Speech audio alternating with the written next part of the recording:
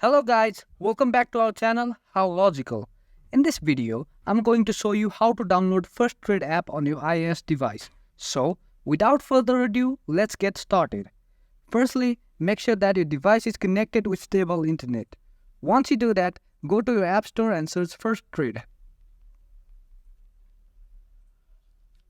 Once you see the app named Firstrade Invest and Trade, click on it and hit the download button.